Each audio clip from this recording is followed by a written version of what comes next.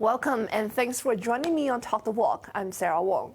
4 years of Donald Trump's presidency have left Sino-U.S. relations in a frosty state. His administration has broadened the trade battle with retaliatory tariffs and unprecedented sanctions while going after China's human rights record. And in his final days in office, Trump has ramped up pressure on Beijing by questioning whether Joe Biden, who ran on a platform of international cooperation, will stay the course in maintaining a heavy-handed approach to China. Joining us today is David Firestein, president of the George H.W. Bush Foundation for U.S.-China Relations and a former U.S. diplomat. It's great to have you with us, David. Thank you for coming on the show again. Thank you so much, Sarah. It's a pleasure to be with you. Right. So, the Trump administration moved big in its final days in the White House, including strengthening a ban on U.S. investment on Chinese companies with alleged military ties. The list includes smartphone giant Xiaomi, chipmaker SMIC, and with more likely to be added to the list. But e-commerce giants Alibaba, Tencent, and Baidu were removed from the list. Can you tell us about what do you think about the strategy behind the move? Well, I think the Trump administration in its final days is trying to do everything that it can to kind of burnish this administration's self-described tough on China credentials, and at the same time, perhaps lay a few landmines for the incoming Biden administration and to try to hem in the Biden administration with respect to what it might be able to do in terms of U.S.-China relations. It's somewhat unusual to see these types of moves occur this late in a presidency, in a lame duck presidency, when you have someone who is about to leave office. Typically, someone in President Trump's position, a few days away from leaving the Oval Office, would defer to the incoming president on some of these types of issues. But in this case, we see an administration trying to use the last several days to bolster policies that we've seen featured in this administration over the last 4 years. And I suspect that with about 5 or 5.5 days left in the administration, we may very well see yet a few more of these types of moves before noon on January 20th. Are we going to expect that the ban will be lifted after Biden takes office? Well, it's hard to say. I think one thing that is important to note is that the politics of China and the politics of China policy in this country have really changed over the last several years. And I think the Trump administration is very cognizant of that. I think the Trump administration believes that in implementing these types of policies, even toward the very end of this administration and its term in office, it has a chance to have an impact on U.S.-China policy extending beyond the tenure of this administration, simply because politically it is always difficult to undo something like this after the fact. Once it's done, it becomes difficult to undo because of the optics of that in the context of the highly charged politics of China in the United States. So I think there are a number of areas in which the Biden administration will do things differently than the Trump administration did. But I also think that it will probably take a little bit of time for the Biden administration to undo some of the things that have happened in the Trump administration. I don't think that we will see a night and day difference on January 20th or January 21st. But over time, I do think we will see some type of adjustment to the U.S. Executive branch's approach and some of these executive orders, some of these sanctions.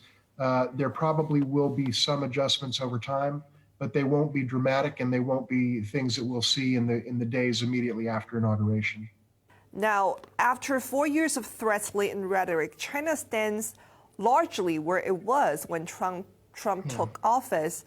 So do you think this kind of active posturing by the Trump administration has achieved any substantial impact during the past 4 years?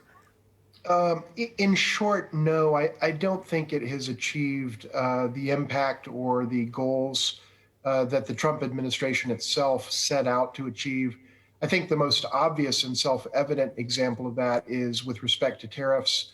The Trump administration said, and President Donald Trump himself said, after referring to himself as tariff man, Right. that the United States would greatly reduce or eliminate our merchandise deficit with China. But in fact, exactly the opposite has happened during the 4 years of the Trump administration. We now have the largest average annual merchandise deficit uh, with China of any presidency in American history. That is the data from the Trump administration. And so the notion that these policies generally have been effective at achieving the president's own stated goals is laughable. It's in almost every case, these policies have had a very negative impacts on the United States and oftentimes very little to no discernible impact on Chinese behavior. One other point that I would make to kind of substantiate this notion is that while the Trump administration, I think, regards itself as having been tough on human rights, and certainly some would make that argument, the fact is the Trump administration has had little to no impact whatsoever on Chinese actions in Xinjiang or elsewhere. And in fact, a lot of these actions began only when Trump became president. Now, you mentioned the United States under the Trump administration's record on going after China's human rights, especially the Uyghurs issues in Xinjiang, is not exactly astonishing and achieving something substantial.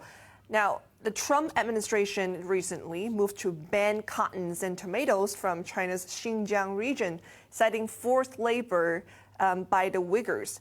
Now, some of the traditional allies of the United States, including Britain and Canada, also introduced similar measures to defend Uyghurs' human rights. But the British Prime Minister Boris Johnson, while defending the ban, also underscoring warning against xenophobia and underscored a productive relationship with Beijing. Can you read into this like some sort of distancing by the U.S. allies in Trump's administration's final days in the White House, and what can it tell us about future engagement between allies and the United States? Well, one of the most obvious traits or elements of the U.S. approach to China over the last 4 years has been that we have tended to go it alone in dealing with China because much of the time, even as the United States has sought to be critical of China, we have at the same time, under the Trump administration, been critical of the very allies and trading partners that it would behoove us to partner with as we engage China.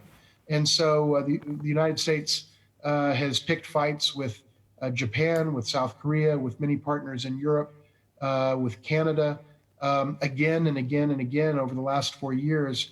And in fact, a hallmark of this administration's approach to China and to many other issues is that we've tended to go at things unilaterally, often to the detriment of our ability to effect the kind of change that we say that we want to see. The fact is, I think that the United States and China don't view China in precisely the same way. There have been other areas where there's been a divergence between, let's say, the British perspective on a certain issue and that of the United States, or the Canadian perspective and that of the United States, and the list goes on, whether it's with respect to the overall approach and tonality in dealing with China, whether it's with respect to the topic of Huawei or a number of other issues.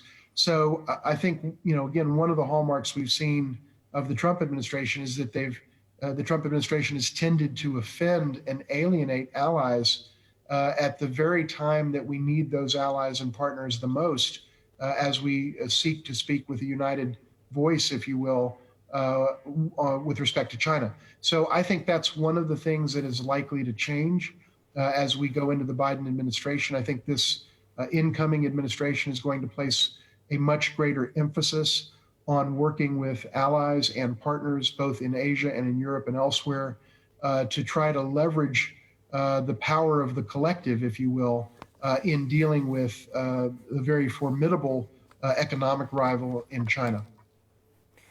So the Trump administration's tough on China policy, be astonishing as it may be, enjoys bipartisan support on Capitol Hill.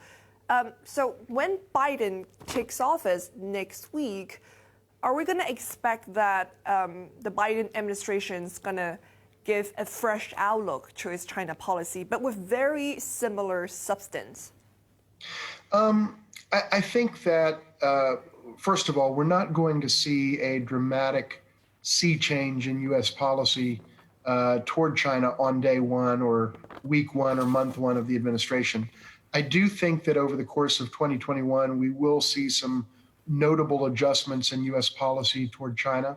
I do think over time, this administration, that is the incoming administration of Joe Biden and Kamala Harris, will take a different view on the issue of tariffs than the Trump administration did, simply because the tariffs, this administration, the Biden administration, understands that the tariffs have actually hurt the United States rather than hurt China. And so as a result, I think over a period of time, we'll see a shift in that regard. I think we'll see a shift with respect to some of the immigration policies, a number of which affect many nationals from China, such as the restrictions in recent months and years on H-1B visas and things like that. Some of the restrictiveness around student exchanges, around cultural exchanges, will probably be reversed under the Biden administration. The Biden administration's approach to climate will certainly differ from that of the Trump administration. And I think we'll see a number of other areas where there is both a substantive difference and certainly also a tonal difference in the way that this administration communicates. With respect to communications, I think that's the thing that we'll see most quickly is starting at noon on January 20th, we're going to see a U.S. administration that speaks like a serious government again and a president that speaks like a president again rather than like a stand-up comedy heckler or junior high school insult king. We're going to get back to a style of communication that I think is more conducive to getting progress on the real issues that exist in the U.S.-China relationship. And I think that's the first thing that we're going to see shift, and we'll see that on January 20th. Okay, David, let's take a short break here. We'll be right back. Thank you.